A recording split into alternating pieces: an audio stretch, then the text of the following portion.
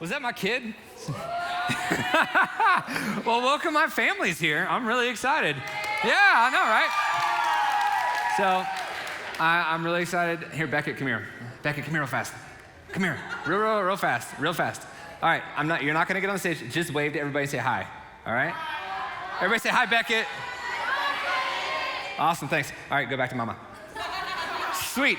So tonight we're starting a brand new series called See No Evil, where we're gonna be talking about something called injustice. And so we all may have a different idea of what injustice looks like. So I'm gonna define our context for injustice and what we're gonna be talking about. So as we define injustice, I'm gonna say it's something or someone that is treated unfairly or receives an undeserved outcome. So I got my first taste of injustice when I was younger. You see, I'm a big brother. I have a sister who's 6 years younger than me. Any big brothers here? Cool, 4 of you guys. Awesome, I figured 5, 6. Wait, you're a big brother? That's awesome. Well, hey, I'm glad you're paying attention. This is so good. No, I'm joking. Any little sisters here? Little sisters?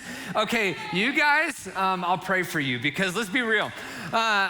Big brothers and little sisters have this unique relationship. And in fact, I got my first taste of injustice because my sister had my dad wrapped around her finger. And she could do anything she wanted and I would get in trouble. I don't know why. And it really made me extremely angry. Anybody been there? Maybe with a younger sibling, whether it's not a brother or sister, but yeah, my sister Kelsey, I love her. If she's listening to this at some point, maybe in the future, you're wrong always. I don't know. This is fun. No, but when we think about injustice, we all may have different ideas. And for you, maybe your idea of injustice is, in school, sometimes you have the person who you have to study really hard to get good grades. You put in a lot of effort, and then you have that person that is just like, they skip classes, or they just mess around, and they don't study at all. Maybe they cheat off of people, and then they go and get A's, and you're like, man, I had to struggle just to get that C, Maybe that's you, or maybe like in sports, you're the person that you wish hey, we're just gonna be honest, we don't all have to be the star athlete in here like me. So I'm joking. But maybe you're like, oh, that person skips practices all the time, and they're just really naturally good, and they're best friends with the coach, and you work your tail off, and you're still like the backup's backup. So maybe that feels like an injustice to you. Maybe, how many of you guys have a job? Who has a job here? You guys know the people at work that they just slack off all the time, but they're like best friends with the boss. So they just get to do whatever they want. You just want to punch them in the face. Maybe that's an injustice that you're experiencing. Maybe you're the person, you're like, don't have a job, and you always see your friends who have friends who like get them the hookup. They get you the free food or whatever, like the free movie tickets or something. And in fact, if that's you, if you give away free food or tickets, don't give it to me, please. I will gladly take them. You can bless me with that. Bless me with a date with my wife. That'd be wonderful. I haven't seen her for 6 weeks. Oh, sorry, was that bitterness that just came out? No, I'm joking. All right, maybe at home, this is where it may get a little real. Maybe at home, you sit here and you're like, things just they don't come as easily with my parents as it does with like my sibling. Maybe you're sitting here and you're like, man, my sister or my brother, they get along a lot better with my parents. I feel like my parents are constantly on my case, and all I'm trying to do is, just do what I have to do, and they're constantly on my tail. Maybe you're like, man, my friends, they don't have any standards. My parents are super strict, and my friends, they get to do whatever they want. For those of us, those small things of injustice may seem huge to us. And tonight we're gonna talk about injustice in a different way. Because, when we think about world injustice, maybe we are a little aloof to it. And what I mean by that is maybe we just are maybe apathetic, or we don't really know. But world injustices, those are some big things like poverty. Poverty is a huge thing. Homelessness, world hunger, racism, maybe human rights, child slavery, trafficking, crime in overcrowded prisons. prisons. There's a lot of different things that constitute as injustice in the world. But when I think about it, we need to understand something. That injustice is something, especially these world injustices, all injustice, is something that grieves people, but it also grieves God. In Psalm 89:14, we see in the Bible that God has a heart for justice. It says in Psalm 89:14, righteousness and justice are the foundation of your throne.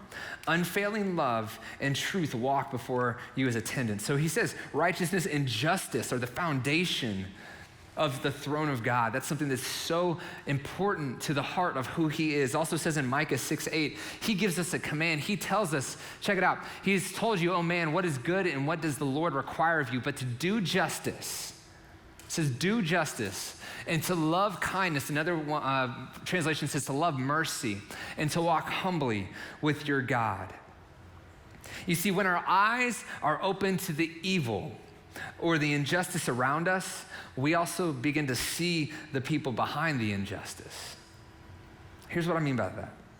We tend to start thinking when we see bad things happen or things that don't seem fair, we start to see those people and we're like, man, how do people get that way? How do people get that mean? How do people do things that are that wrong? We start to think about how bad they are. We start to think about the punishment that they deserve, maybe. Or maybe we think about what if all this injustice, what if this stuff would just stop? And then maybe we think, what if there's something we could do about that? And we think that maybe if those bad people are just stopped, then the whole world would be okay. Am I alone in that? Anybody ever been there, had those thoughts? You know, I think about those things sometimes. But when I think about, when it comes to injustice, we may be a little bit hypocritical. And we don't even really know it. We don't realize it. And I think if we're honest and we admit it to ourselves, that we sometimes hold other people to a standard of right and wrong that we don't hold ourselves to. And you may be saying, man, Garrett, you know, I didn't come here to get talked at like this. No, I want us to understand this is a we thing. This is not a you or a me. This is a we thing that I'm talking about. And so, but maybe you're like, you know, what are you talking about? What about the way we may or may not make fun of people? When we judge people. We're like, I don't want to be judged, but, you know.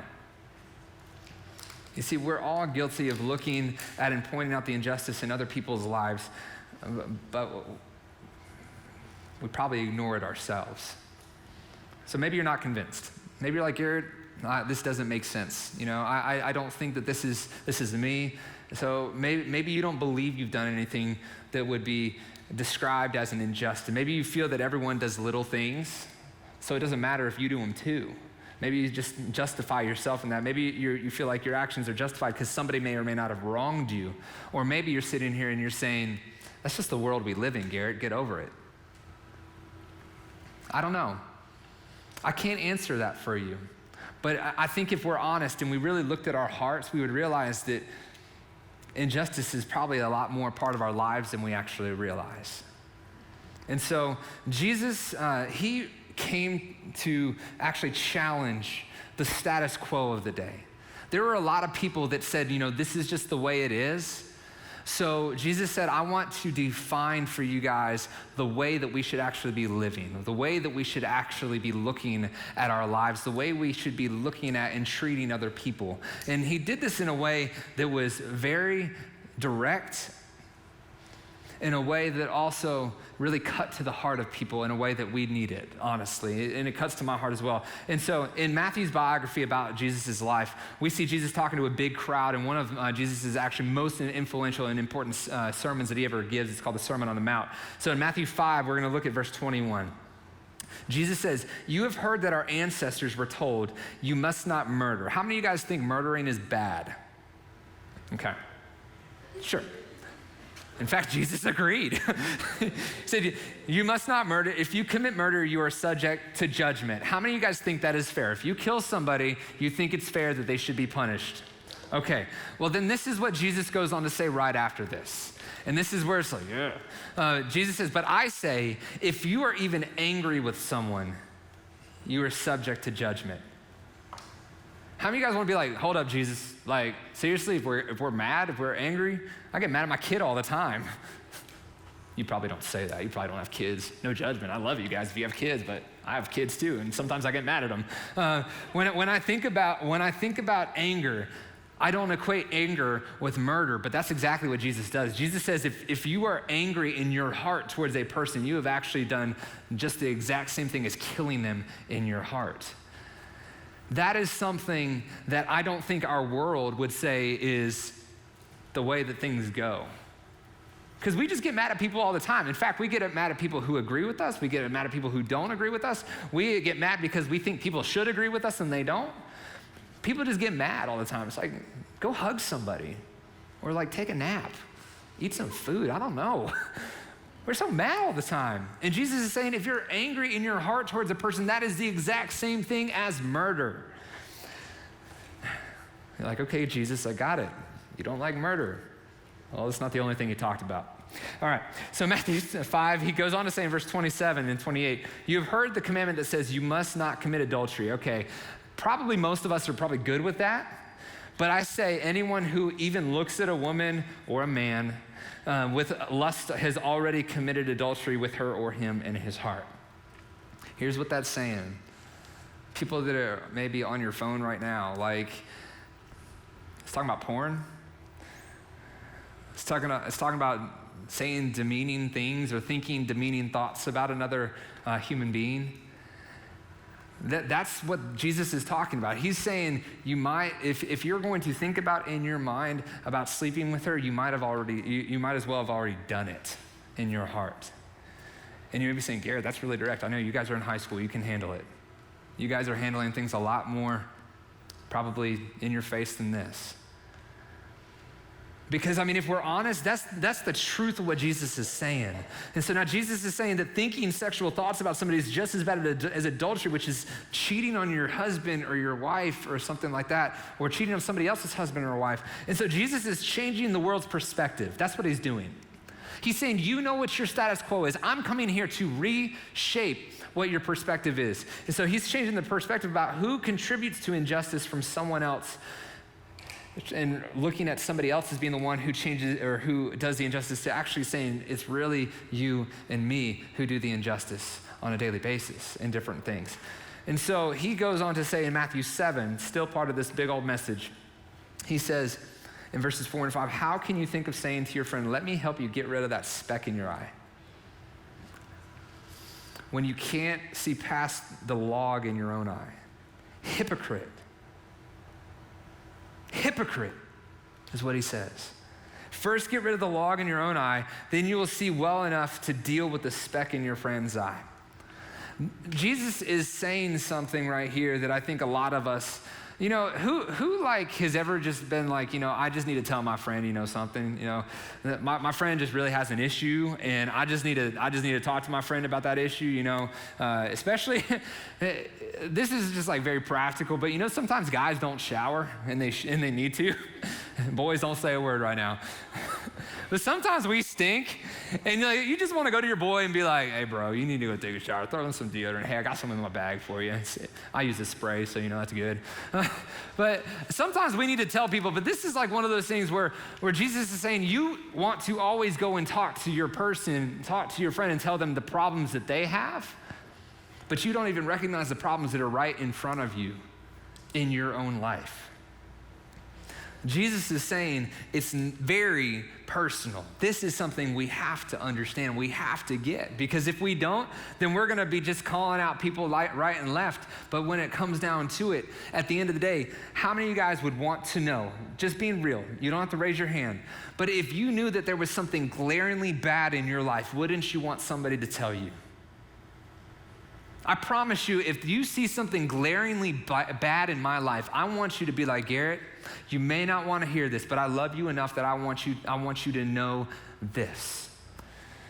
Go take a shower. No, I'm joking.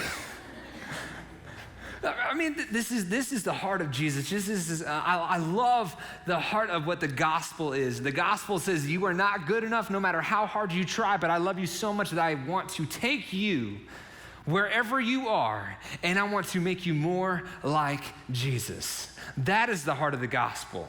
And if you needed to hear that tonight, I want you to understand there's nothing that you could do that is past what God can do in your life. And that is an amazing, amazing piece of news because, Jesus, he was not the only one to talk about these things. One of Jesus' closest apostles, the Apostle John, says in 1 John 1, 5, and 6, this is how personal it says, this is the message we have heard from him, Jesus, and proclaim to you that God is light, and in him is no darkness at all. If we say we have fellowship with him while we walk in darkness, we lie and do not practice the truth. John is saying right here, we can't say we are one thing and look like another. It's the same thing as saying that something that is dark is light and something that is light is dark. They don't go together. Remember a few weeks ago when we had the candles in here? We had the candles in here. You could not deny that there was light in this room. We could turn all the lights off and there was still light coming from the candles. And in the same way, if we turned off all the lights, if we made sure there was no light in here, it would be impossible to say that it is light when it's completely dark. And so that is the contrast that John is saying. And honestly, there's another example in James chapter 2. James is the half-brother of Jesus who actually didn't believe in Jesus when Jesus was still on this earth. It wasn't until after Jesus had died that he began to believe Jesus was who he said he was. In James chapter 2, he says this is something very practical. He says, my dear friends, don't let public opinion influence how you live out our glorious Christ-oriented faith. If a man enters your church wearing an expensive suit and a street person wears rags, comes in right after him, and you say to the man in the suit, sit here, sir, this is the best seat in the house, and either ignore the street person or say, better sit here in the back row, haven't you segregated God's children and proved that you are judges who can't be trusted? Plain and simple, James is saying that God does not see and treat people in a different way. He sees them impartially. When too often I think we see people in a very partial way. We like to judge and we like to say, well, this person is better at this and so this person is less better at this, whatever. Made sense in my head. And I think if we're honest, this is a great desire to say that we really would never fail in that way. But the truth is, we do mess up. We do judge. We do have injustice inside of us. James went and said in the chapter right before, he said, here's something else you should strive for in James 1:27. Pure and genuine religion in the sight of God the Father means caring for orphans and widows in their distress and refusing to let the world corrupt you. I'm not going to ask you to raise your hand, but how many of you guys have cared for an orphan or a widow this week? And saying it in a different way, it's not necessarily just widows and orphans, but how many of you have cared for somebody who's maybe less blessed than you? When we begin to recognize the injustices in our lives, we see that the truth is we can't solve a problem that we are contributing to ourselves. We can't. We can't solve a problem that we're contributing to, and we must pay attention to the injustice inside of us. God is saying, pay attention to the injustice inside of you. And over the last several decades, this has been something that's very prevalent in pop culture, and I love music. How many of you guys love music? Over the last several decades, injustice has been something that has been a part of music. And so you may remember, none of you guys, I think, well, adults, you were alive, but none of you students were alive when this song came out. Go ahead and play it. It's by Michael Jackson. It's Man in the Mirror. Go ahead and play this part. That's right, you can sing it. I can't dance though.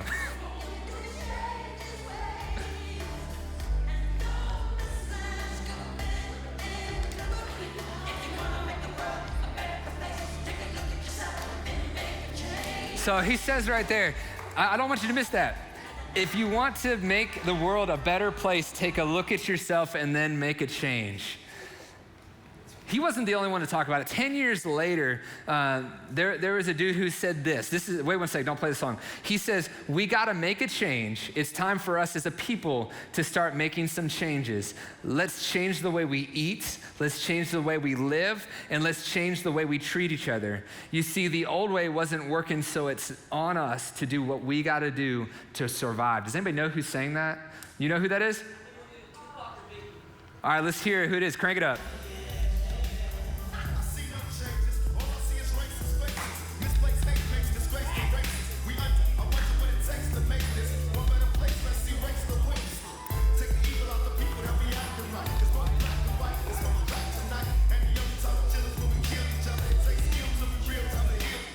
You guys are like, man, they played Tupac in church? What's going on? So no, but his words, they're so true. This isn't a race thing. This is a people thing, right? Injustice is a people thing, and we have to look internally first. Let's go to this next one. This is Lecrae Moore. If you guys know Lecrae, he spits some truth sometimes, or a lot of times. And this is his song, "Welcome to America." Go ahead and play it.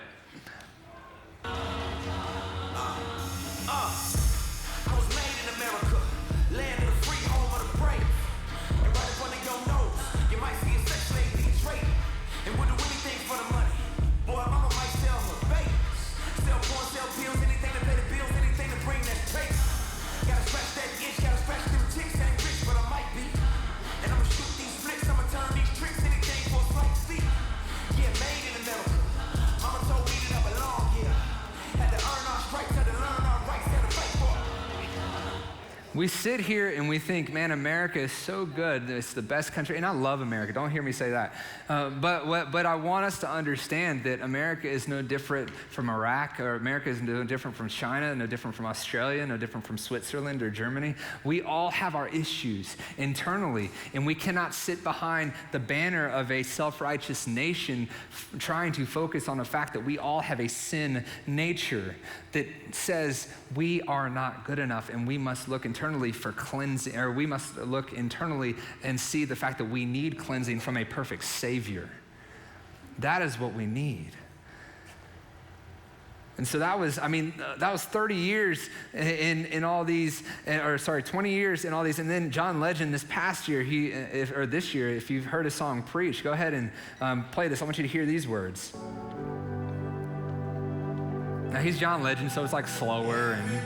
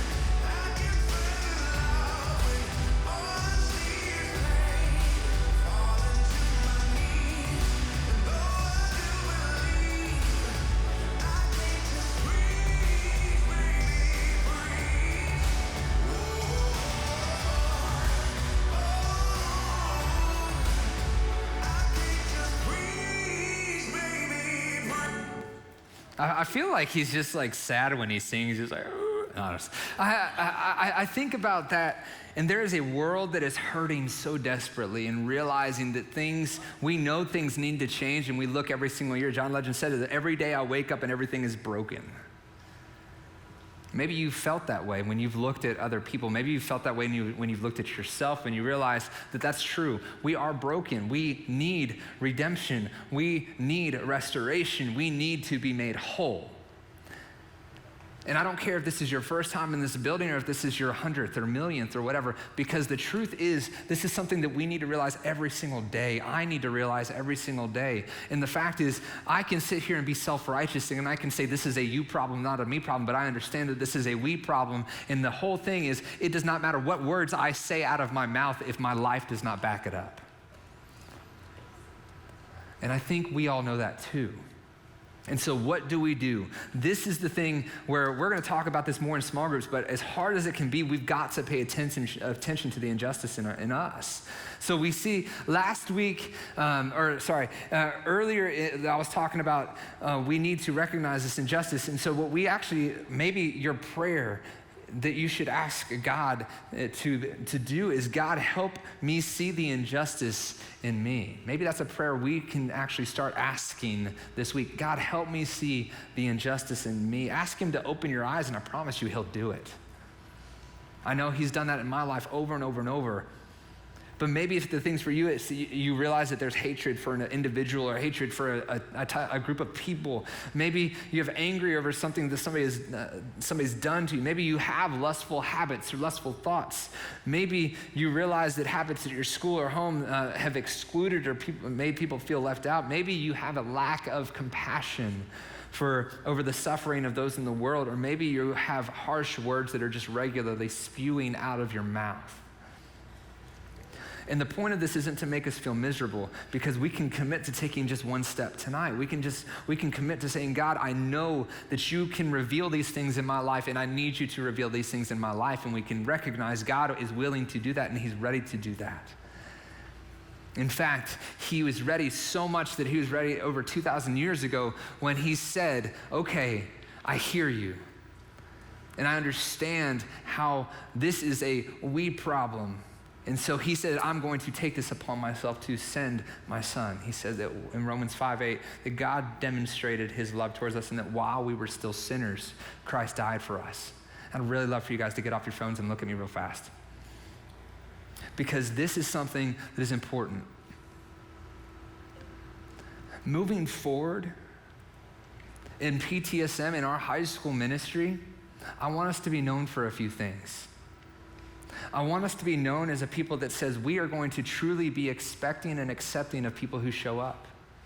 That we realize that our sin is no different from another person's sin, and every sin that we have, every single sin that another person has been redeemed by the blood of Jesus Christ, and that every single one of us needs to know that truth. And maybe you're like, Garrett, I hear you. I hear you. But you don't know what so-and-so has done to me. And you know what? I love you. I don't care. Because you don't know what I've done to somebody else and how God has still redeemed me.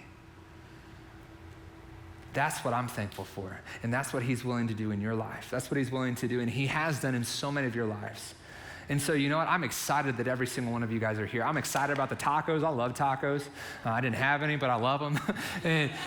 and I love that we can sit here and we can be real and we can have honest conversations, and we can say, you know what? This is different from middle school. This is different because this is what you are going through. And I don't want to always assume that I know. And so if you want to tell me, Garrett, let me tell you what I'm going through. Come tell me. Come talk to me. Talk to your small group leader. Because you know what? This is really something that's important. It's not, maybe we think that it's just as simple as changing our behavior, but we cannot on our own change our behavior. We need a God who can change us, because it starts with not changing our actions, but changing our hearts. That's where it starts. So whatever it is, ask God to help you see and then to do something about the injustice in you. Pay attention to the injustice, because here's the truth. We can't fix a problem outside of ourselves and then ignore the problem inside of ourselves. Here's something I do believe about you. And the difference is you are living in a time that I am at a different stage of life. And I look at where you are in high school right now, and I see a generation of people that God wants to use in ways that he could never do in my generation. I'm not saying that in a bad way, but he has a different plan for your generation. And I believe that is a strong word that you need to hear, that he's not waiting for somebody else to come later. He's waiting for you to say yes. And I believe that we have some world changers in this room.